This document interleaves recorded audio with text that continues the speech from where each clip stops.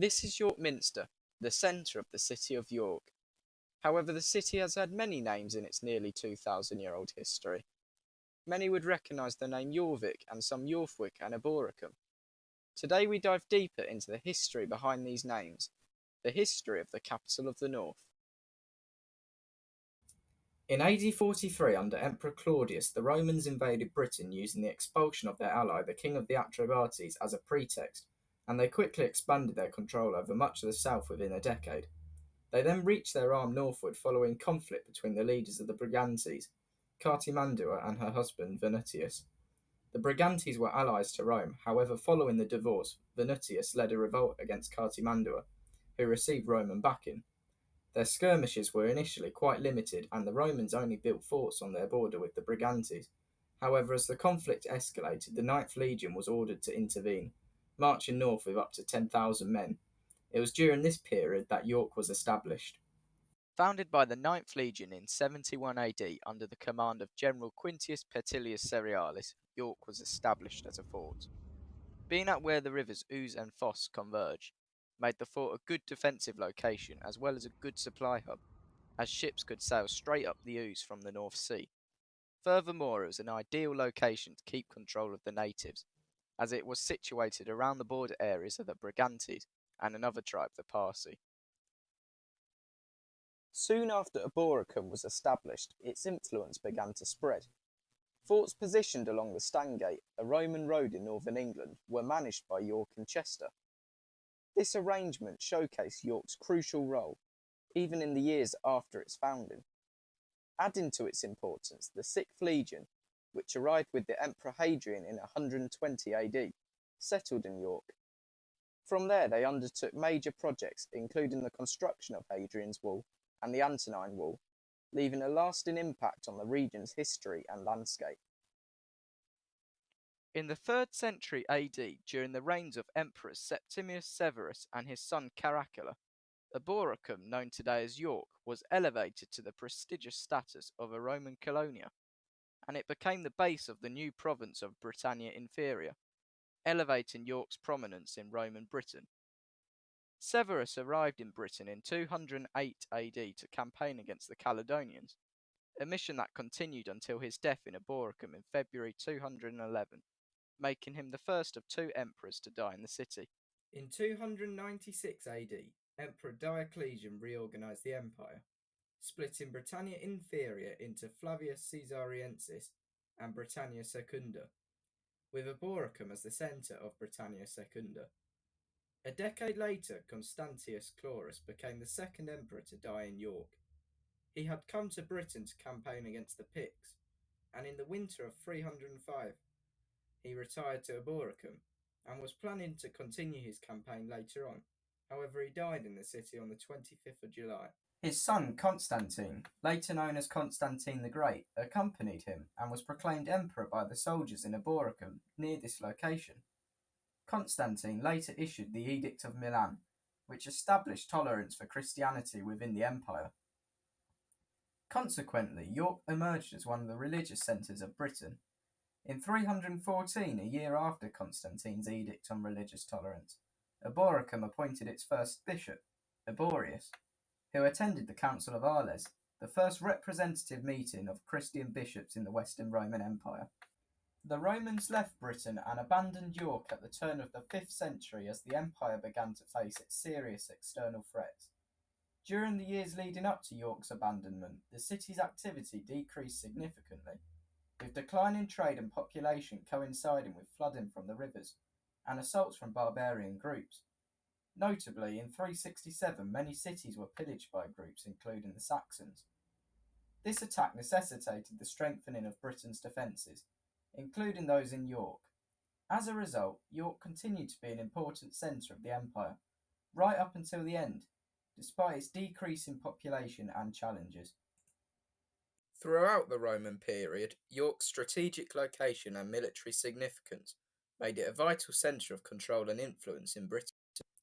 Hosting emperors Hadrian, Septimius Severus, and Constantius Chlorus, Eboracum's prominence is further evidenced by its diverse population, with settlers from North Africa, southern Europe, and many other regions of the empire. Despite facing numerous challenges, York's role as a military, administrative, and religious hub ensured its prominence until the end of Roman rule. However, the withdrawal of Roman forces marked the beginning of a turbulent era for Britain. According to the Chronica Gallicia of 452, by 441 AD, quote, the British provinces, which to this time had suffered various defeats and misfortunes, are reduced to Saxon rule. End quote. This period saw significant migrations to Britain, driven by crop failures and rising sea levels that flooded low-lying areas in present-day Denmark, Holland, and Belgium, disrupting farming and compelling people to seek more stable lands. The groups involved in this migration were the Angles, Saxons, and Jutes, alongside some less prominent peoples, like the Frisians. The Jutes hailed from northern Denmark, the Angles from the Danish-German border, and the Saxons from northwest Germany. Adding to this influx, early sources like those of St. Bede tell of a warlord named Vortigern, who invited Anglo-Saxon and Jutish mercenaries to defend against the Picts and other enemies. Among these mercenaries were the renowned leaders Hengist and Horsa, Jutes who according to tradition would later revolt and establish the Kingdom of Kent. York, falling into the land controlled by the Angles, became part of a transformed landscape. The Angles found their home in East Anglia, along the east coast and into the Midlands, while the Jutes primarily settled Kent and the Isle of Wight. The Saxons, meanwhile, predominantly settled in southern England, shaping the cultural and political landscape of post-Roman Britain. The Anglian Tower, which is seen in the clip here, is the only non-religious structure remaining from Anglo-Saxon England in York. There were two kingdoms in the northeast of England. Bernicia centred around Bamber and Deira centred around York. The unification of these two kingdoms in 654 resulted in the formation of Northumbria, a significant political and cultural entity in early medieval Britain. Ethelred was the first king to rule both Bernicia and Deira in 604, and his lineage played a crucial role in the unification of the region. After the death of the Derian King Edwin, his successors Oswald and then Oswiu, who were born to a Bernician father and a Derian mother, succeeded in consolidating control over both regions during their individual reigns. Oswald managed to bring Bernicia and Deira under his rule, but it was his brother Oswiu who officially became the first king of Northumbria in 654, solidifying the union of the two territories. In 625 AD, Paulinius became York's first bishop, having been tasked by Pope Gregory at the turn of the 7th century with converting England to Christianity. The city's selection as the centre of the church in northern England was likely influenced by its Roman history and accessibility. The aforementioned Edwin had been a pivotal figure in the Christianisation of the Anglo-Saxon kingdoms. Baptised as a Christian in York in 627, Edwin's conversion marked a significant moment in the religious history of the region. Under Edwin's rule, York's influence and power within Deira increased, laying the groundwork for its future prominence. Oswald, continuing his legacy, strengthened Christianity in Northumbria, inviting St Aidan over from Iona in western Scotland, giving him and his associates the island of Lindisfarne, on which the now famous monastery was founded. He also replaced the wooden church where Edwin was baptised with a stone structure, marking the completion of York's first stone minster church. This not only enhanced York's religious status, but also cemented its importance as a centre of Christian worship. But soon a new threat would arrive on the shores of England. In 789 the peace of Anglo-Saxon rule was shattered when 3 Viking ships landed on the Isle of Portland, in what is now modern-day Dorset. This marked the beginning of a series of brutal raids that would leave an indelible mark on the land. Northumbria, with its rich monasteries and valuable treasuries, soon caught the attention of these Norse invaders. On the 8th of June 793, the Vikings launched a devastating attack on the monastery at Lindisfarne, a holy site renowned for its wealth and religious significance, signalling the start of a new and tumultuous era for Northumbria, as well as the rest of England. The Great Heathen Army, a coalition of Viking warriors, arrived in East Anglia in 865, marking a significant escalation in Viking activity in England. Led by Halfdan Ragnarsson and Ivar the Boneless, the Viking armies attacked York on November 1st, 866, during All Saints' Day, likely catching the city's leaders off guard as they gathered to mark the occasion. At the time, Northumbria was embroiled in a civil war between Kings Osbert and Ella, adding to the kingdom's unpreparedness.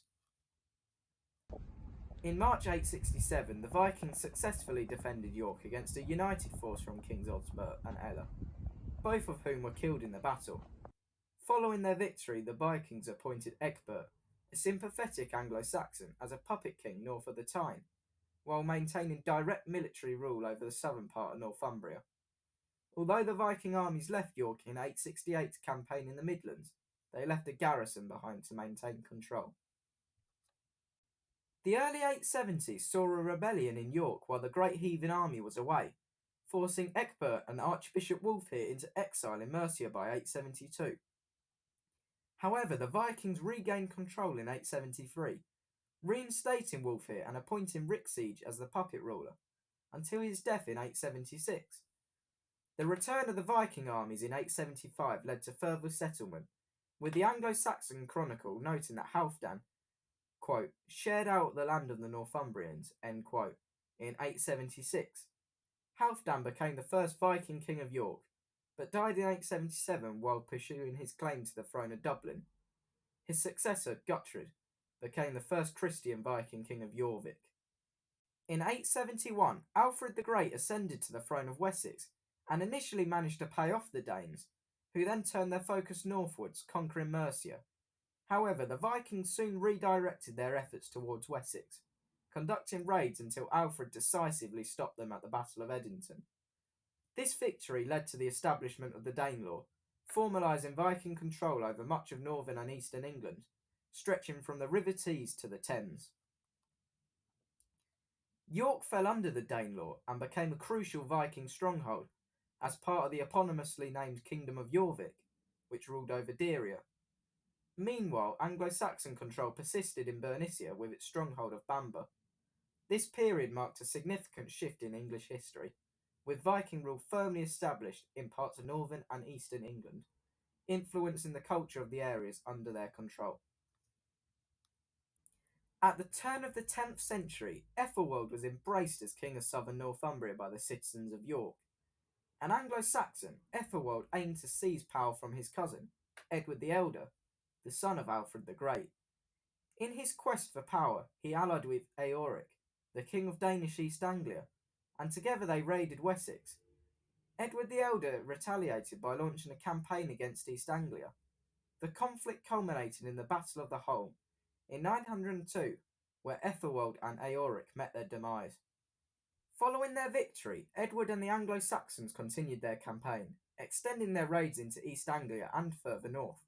One notable raid was led by the Mercians under Ethelred, Lord of the Mercians, and his wife Ethelfled, who targeted Barnley Abbey in central Lincolnshire to retrieve the relics of St. Oswald.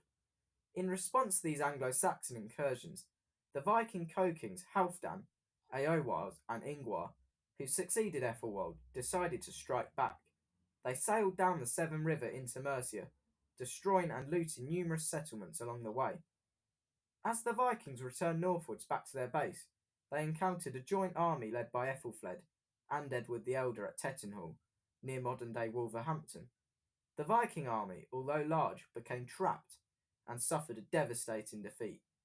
The Anglo-Saxon Chronicle records that, quote, many thousands, unquote, of Vikings perished in the battle, including all three co-kings. The Battle of Tettenhall in 910 marked the end of large-scale Viking raids into Anglo-Saxon territory for many years.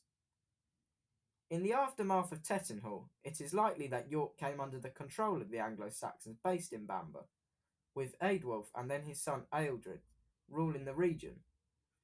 The period of relative stability continued until 918, when Ragnar, a Viking ruler from the Isle of Man, assumed control of York, marking another shift in the city's turbulent history.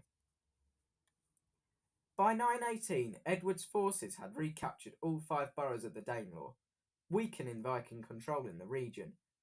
Following the fall of these boroughs, York's military and strategic importance to the Vikings only increased, making it a crucial stronghold in their efforts to maintain influence in northern England.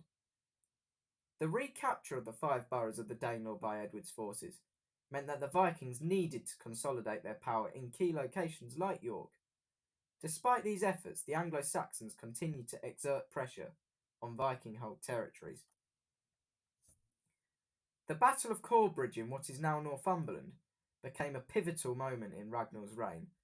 Fought between Scotland and Northumbria on one side, and Ragnar's Viking forces on the other, the battle allowed Ragnar to regain control over the southern half of Northumbria from the Anglo-Saxons. Ragnar's reign was short-lived, as he died in 921 and was succeeded by Sihtric. Seizing the opportunity presented by the Anglo-Saxon succession crisis following Edward the Elder's death, Sihtric attempted to expand his kingdom southwards. The crisis saw a brief dispute over whether Ethelweard or Ethelstan should succeed Edward, but Ethelweard's death less than 3 weeks after his father resolved the matter in Ethelstan's favour. During this turmoil, Sihtric managed to gain control over Lincoln, which is evidenced by coins being minted there. However, Sihtric's ambitions were curtailed when he submitted to Ethelstan in 926, only to die the following year. After Sihtric's death in 927, Gofraid, the King of Dublin, attempted to gain control over York but was unsuccessful. Ethelstan, who succeeded his father in 924, quickly moved to solidify his control over Northumbria, completing the reconquest of Viking lands in England, which was started by his grandfather Alfred the Great. This achievement made Ethelstan the first Anglo-Saxon king to rule over all of England.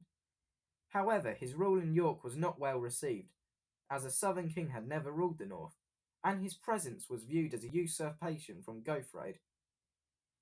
Despite this local resentment, Ethelstan demonstrated his religious devotion by sending gifts to the Minster of York and granting a Mordines, now northern Lancashire, to the Archbishop of York.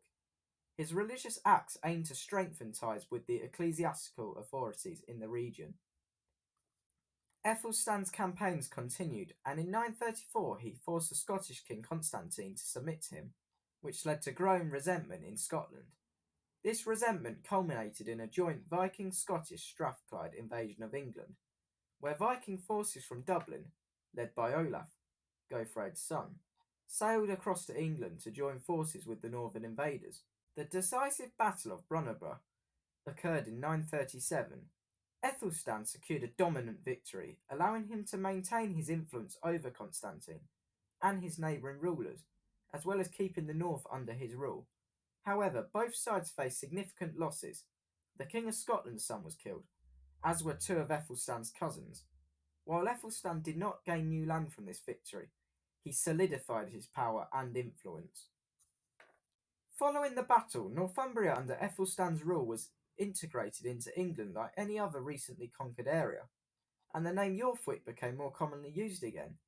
However, upon Ethelstan's death in 939, the Vikings returned to rule York under Olaf Guthrufsson, continuing the volatility and contention for power in the region.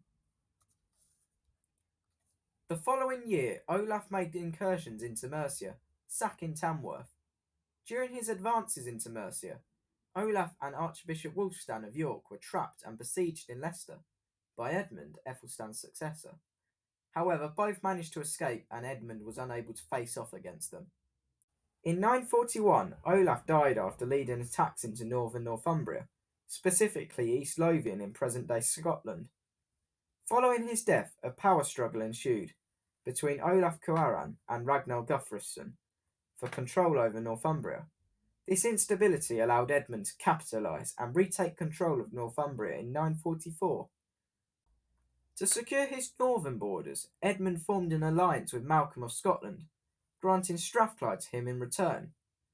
Strathclyde had remained allied with the Vikings after the Battle of Brunanburh, so this move was strategic in neutralising potential threats.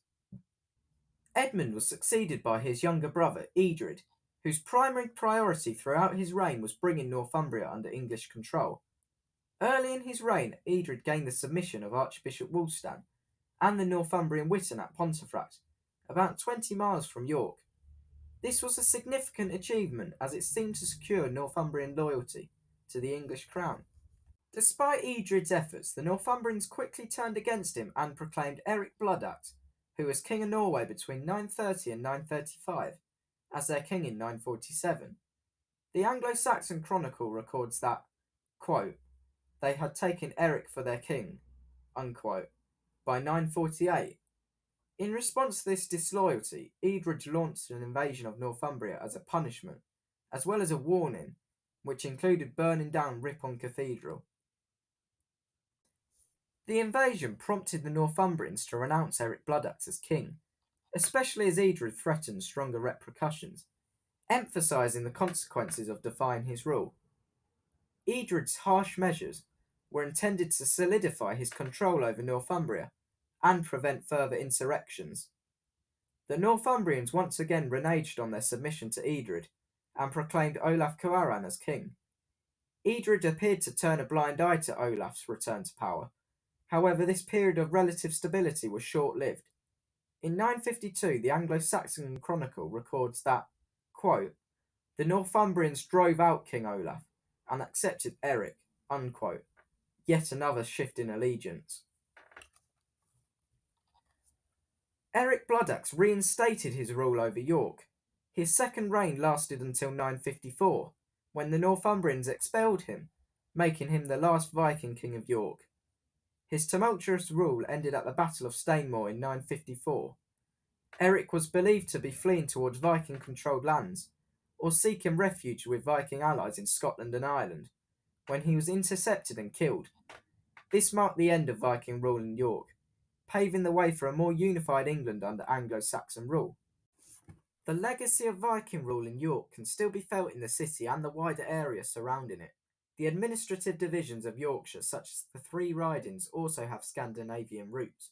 The term riding derives from the Old Norse word thriungu, meaning third part. This was adapted into Old English as thridin, and eventually evolved into the riding used today.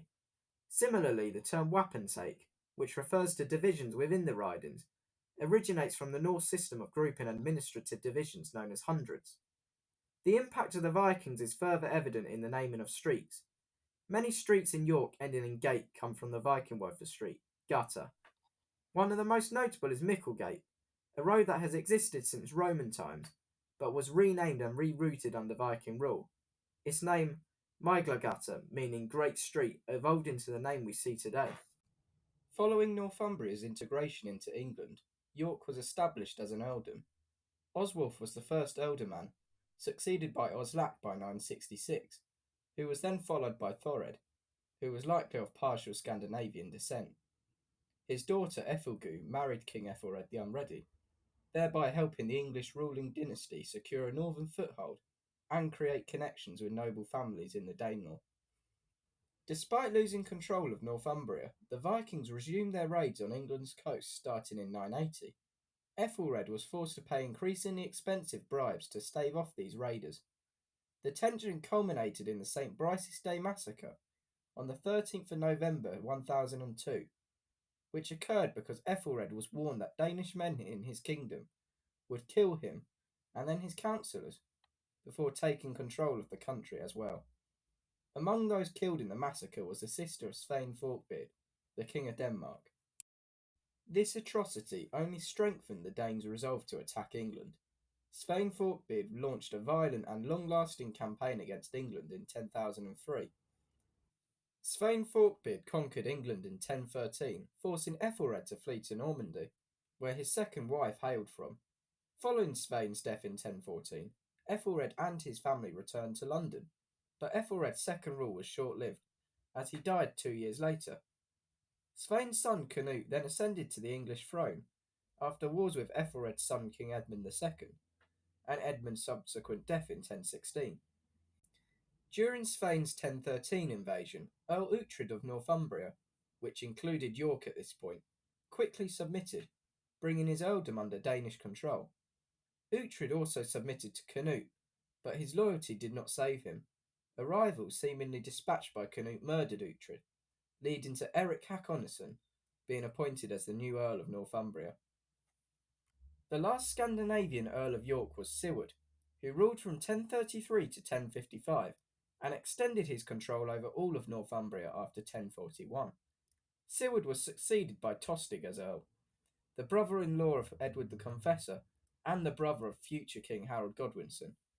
Tostig's appointment marked the end of significant Scandinavian political influence in the region. Tostig was a member of the powerful Godwin family, who controlled many earldoms by the end of Edward the Confessor's reign. Tostig was the first southerner to become Earl of Northumbria or York, making him unpopular from the start. York and Northumbria had always been reluctant to accept southern rule, as seen by Edred's earlier struggles. In 1065, a rebellion broke out against Tostig. The rebels marched on York, killing many of Tostig's housecarls and servants, and they proclaimed Morcar as the new Earl. Tostig went into exile and sailed to many countries seeking support for him to mount his revenge, which he found in Norway. After Edward the Confessor's death, there was a succession crisis in England between Harold Godwinson, Duke William of Normandy, and Harold Hardrada, who was the King of Norway, in addition to other candidates for the throne, such as Edgar Eflin.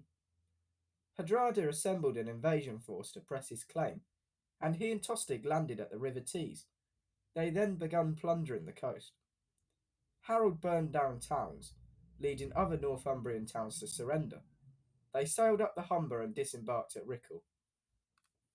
Harold Godwinson heard about Hardrada's invasion, and the news of the early raids reached Earls Edwin and Morcar, who fought against Harold's invading army 3 kilometres south of York at the Battle of Fulford on the 20th of September. Hardrada's forces were blocked just outside of York by then, but the marshlands which the battle was fought on proved to be a disaster for the defenders, and Hardrada decisively defeated them, leading York to surrender. Meanwhile, Harold was marching north with an army of 10,000 soldiers. He arrived at Stamford Bridge on the 25th of September and launched a surprise attack on Hardrada. The battle ended in a victory for Harold Godwinson. His forces killed his brother Tostig, and an arrow to the neck killed Hardrada. York was retaken, and the defeat of Hardrada's forces is widely considered to mark the end of the Viking Age. After this battle, William of Normandy invaded England and landed on the south coast near Pevensey. His and Godwinson's forces met at the Battle of Hastings, where Harold Godwinson famously was supposedly killed to an arrow in the eye. William subsequently became king, and his coronation was on the 25th of December 1066. The Archbishop of York, Ealdred, played a leading role in the coronation, most likely being the one to crown William, due to Stigand, the Archbishop of Canterbury, having been excommunicated. Called York by the Normans, the city underwent significant changes under their rule. William the Conqueror built 2 castles, the first, Clifford's Tower, in 1068, and the second, Bailey Hill, in 1069. St Mary's Abbey, lying on the site of a church established in 1055, was refounded following the Norman Conquest in 1088, when King William II laid the foundation stone. This abbey grew to become the largest in northern England. The Saxon church, one of the minster's predecessors, was burnt and raided during the Harrying of the North, a campaign that devastated northern England and resulted in the deaths of approximately 100,000 people. The first Norman archbishop, Thomas of Bayeux, began building a new cathedral, completed by the turn of the century. York's history spans from its founding as the Roman city of Eboracum, a crucial military and administrative centre, to its transformation under Viking rule, where it became Jorvik. The Vikings left a lasting legacy in York, influencing its street names and administrative divisions. During the Anglo-Saxon period, York grew in religious significance, housing the influential Archbishop of York and becoming a centre of the Christianisation of England. The Norman Conquest brought further changes, with the construction of castles and the harrying of the north, which left deep scars on the city and the surrounding area.